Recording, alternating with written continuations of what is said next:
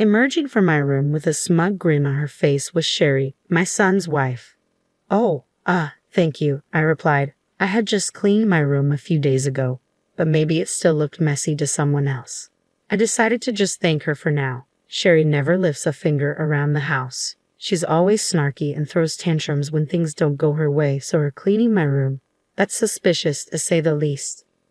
"I don't know what you're up to, but it won't work," I muttered quietly, making sure Sherry, who was watching TV at high volume, couldn't hear me. Then I went back to my chores. I've put up with a lot from her, and my patience is wearing thin. I've warned her before, but if she continues to act this way, she'll have to face the consequences. My name is Lara, and I'm 73 years old. I met my husband, Frank, at a social event. We were both shy at first, but now we enjoy our evening coffee chats. After we got married, I became pregnant with our son, George. Frank was thrilled and helped me with chores, even though he was clumsy. Once George moved out for work, our lively home became quiet and we felt a bit lonely. Then George brought home Sherry, his then girlfriend. Frank and I thought she was beautiful and well-mannered. Sherry looked dazzling as she sat on the sofa, her long black hair tied up and her back straight. My husband and I talked a lot with Sherry, leaving George alone because he was too nervous to understand what he was saying. We liked her so much that we encouraged George to marry her quickly, which they did. Life got busy again with their honeymoon and moving to a new place, but we enjoyed it. We were disappointed when they decided not to have children, but we understood. We thought peaceful days were ahead, but we were wrong. They kept coming back home for trivial reasons, whether it was a broken air conditioner in the summer or unpaid electric bills in the winter. They'd stay with us but leave all the work to us. At first, we felt sorry for them, but it became increasingly annoying. Frank, who once welcomed them warmly, now gets stressed just seeing them. As for George, he's as oblivious as ever, acting like he can do whatever he wants. My son and daughter-in-law decided to come visit us out of the blue. George called me last week and said, "Hey Mom, we're coming over next week. Just a heads up." Then he went radio silent, leaving me in the dark about when exactly they'd arrive. Then, just as suddenly, I got a message from Sherry saying, "We'll be there soon, so get ready." I had to scramble to prepare everything. Frank said, "You handle the bedding and clothes. I'll go buy the groceries we're missing. If you could jot down a shopping list, that'd be great." Then he went to change. I thanked him and quickly wrote down the ingredients for tonight's dinner, placing the note on the living room table.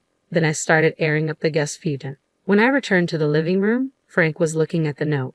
"Is this everything? If you remember anything else, just text me and I'll pick it up," he said with a smile. I couldn't help but smile back. Just as I was about to get the clothes, I heard a loud voice from the entrance. "Lara, are you there?" Sherry was calling out to me from the front door without even ringing the doorbell. I rushed to open it. "Come on, you knew we were coming. Why did you leave the door open?" Sherry complained as she walked in. Her eyebrows instantly wrinkled in annoyance. "What's the matter?" "It's rude not to be happy when someone comes to visit," she retorted. I held my tongue and welcomed her in. "Where's George?" I asked, noticing his absence. "Oh, Frank snagged him for grocery shopping," she replied nonchalantly. I was a bit annoyed by her attitude, but decided to let it go and continued with my preparations. Sherry didn't lift a finger to help. She just sat there eating her snacks and occasionally laughing at the TV. After a while, she suddenly stood up and left the living room. I assumed she went to the bathroom and didn't think much of it, but when she returned, she looked pleased. "Lara, your room was a mess, so I cleaned it up for you," she announced. I was taken aback. She had gone into my room without asking. I had questions but decided to thank her anyway. She grinned and plopped back down on the sofa. Just then, Frank and George returned. I had asked Frank to buy quite a lot, knowing that the young couple would be staying for a few days. Frank had apparently enlisted George as his pack mule, and it looked like he had accomplished his mission.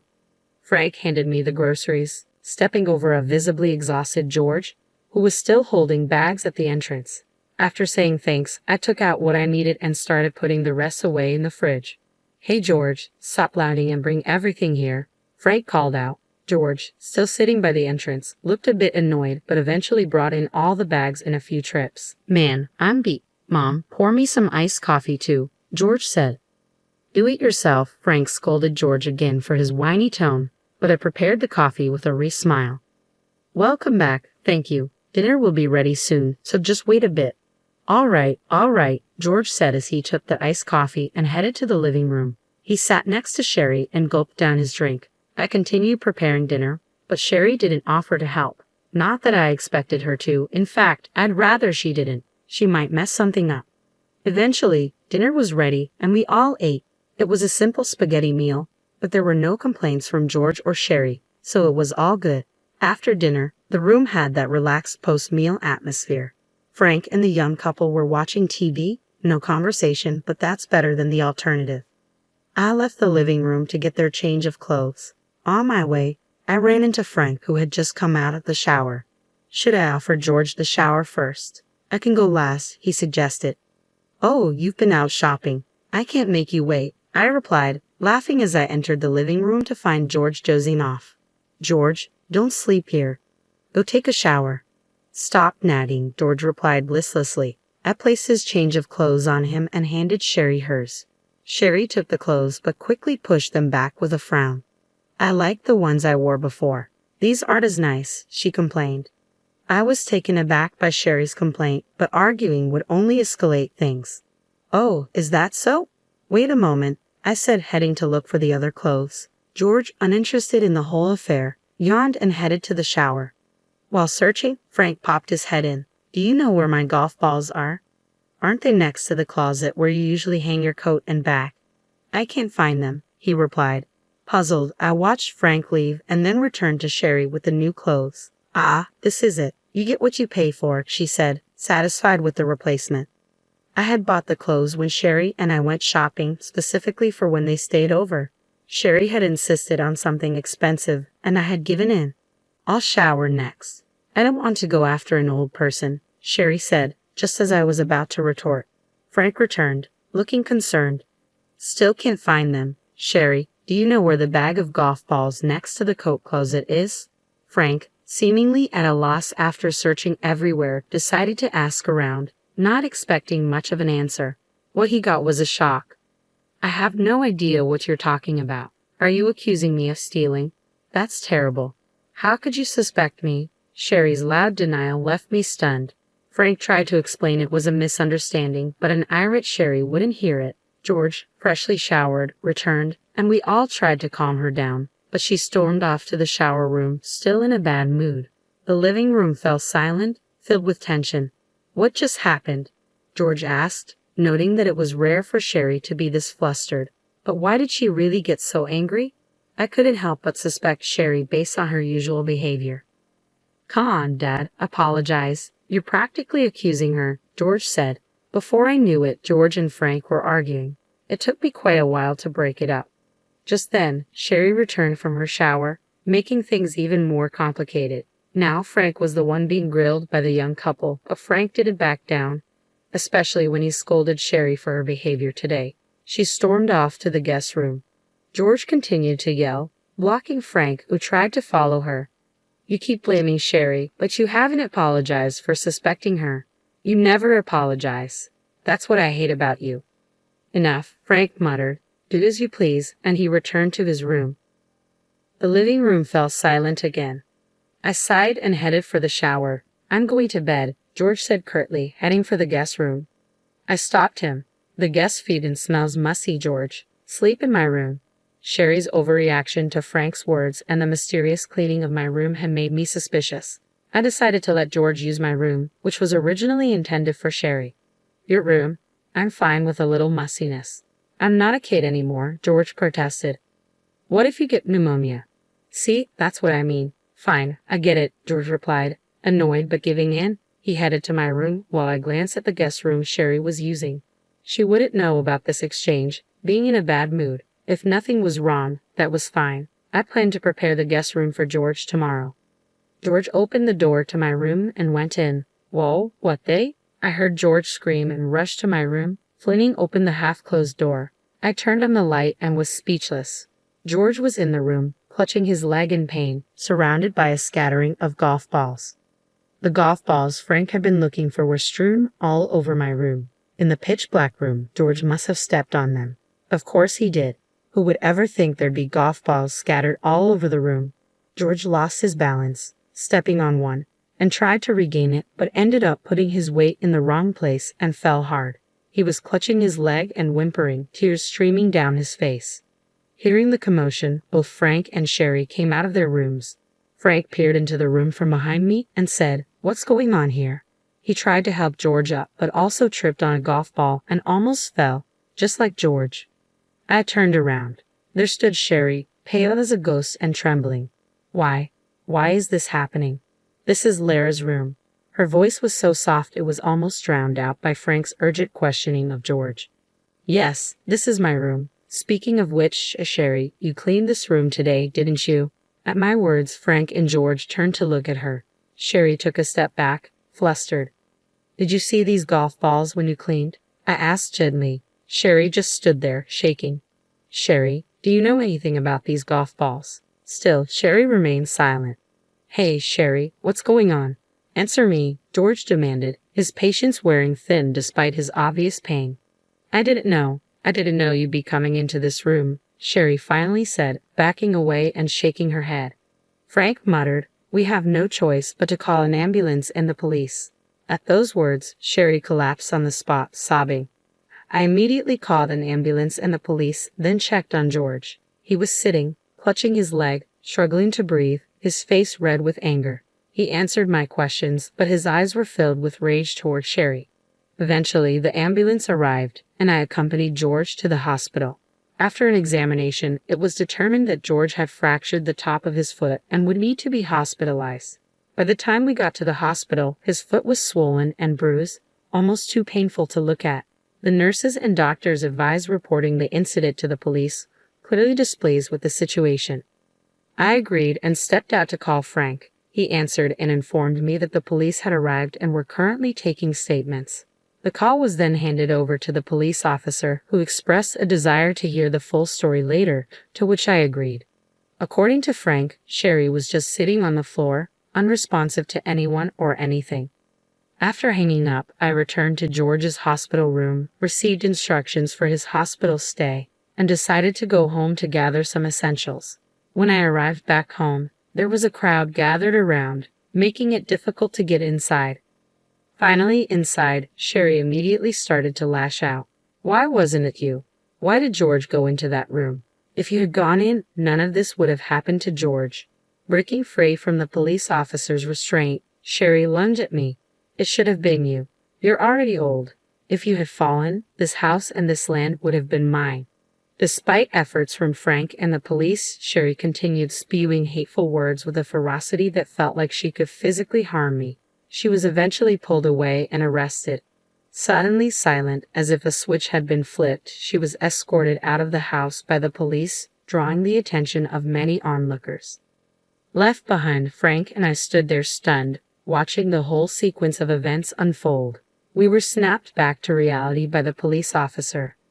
I briefly answered their questions and then headed back to the hospital with the essentials George needed. When I arrived at his hospital room, no nurses or doctors were around. Upon hearing about the situation at home, George, who had momentarily forgotten about his severe injuries, started to make a commotion. A nurse rushed in, and together we managed to calm him down.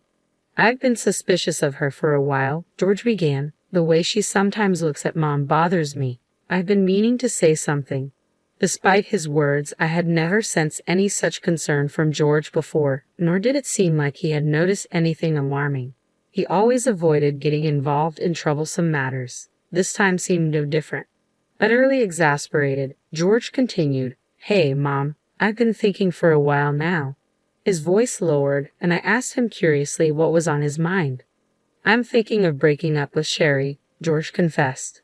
His sudden revelation surprised me, but given everything that had happened, it didn't seem unreasonable.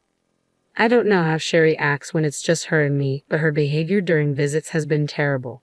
She acts as if she's entitled to special treatment, refuses to help out, and throws tantrums if things don't go her way," George explained. "We've never liked her, but we never thought about forcing me to divorce her. We've never been fans of her behavior, that's for sure, but that doesn't mean we ever considered pushing me to divorce her. We never asked you were frank about Sherry, and it felt wrong to even consider it. After all, I'm an adult and it's not your place to meddle in my marriage," George said. Frank and I have even talked about staying out of it if George doesn't say anything. But now George is coming to us for advice on divorce. I was at a loss for words. Mom, she's always been so harsh with you, and she's been rude to Dad too. I can't take it anymore, George exclaimed. It was then that I felt something was off. Sure, Sherry had never hidden her disdain for me. She didn't even try. I assumed she acted the same way when it was just her and George. However, she was indifferent to Frank. Frank is a gentle soul, but not much of a talker. He has a stern face, which is probably why I rarely saw them talking since they got married. So it felt odd when she got flustered after Frank asked about the golf ball incident. She usually gave cold replies, but this time she raised her voice. Do I have to pay alimony if we divorce? And there are hospital bills too. Can you help, Mom? George asked suddenly.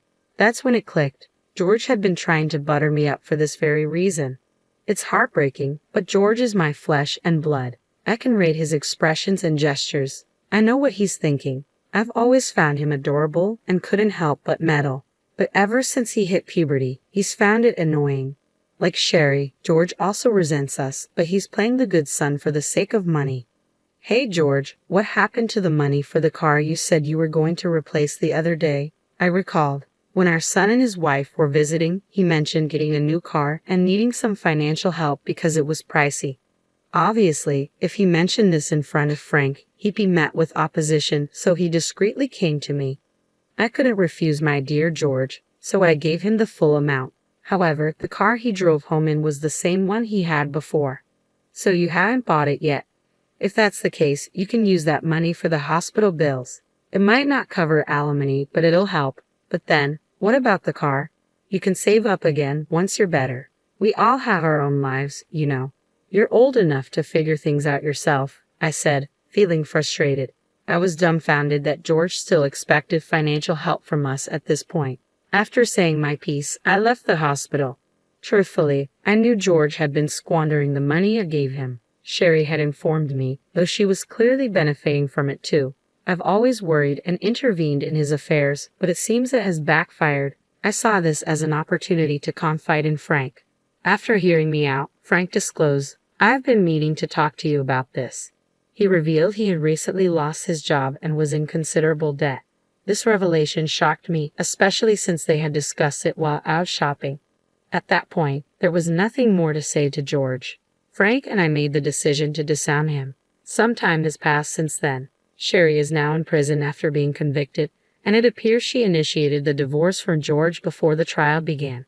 Later, I heard it was because George had started withholding money from her until he stopped altogether. This revelation left me horrified, especially knowing what she did in my room, hoping it would bring her more money. As for George, he seemed to embrace the idea of divorce when Sherry suggested it, ultimately agreeing. He isn't burdened much by alimony, but is drowning in the debt he created. Of course, the money for the car had long been squandered. We covered his hospital bills, but he's diligently working to pay off his other debts. It's a pathetic situation, but it's the consequence of his lifelong dependency. I hope he learns from this. As for Frank and me, the money we had been giving George actually came from Frank. I didn't have that kind of money, but Frank loved George and wanted to support him through me. Now, that's no longer an option. We're planning a hot spring trip, something we've never done before. I do regret putting George through all this, but given everything, it can't be helped. Now, the happiest moments are when Frank and I are looking at travel magazines together.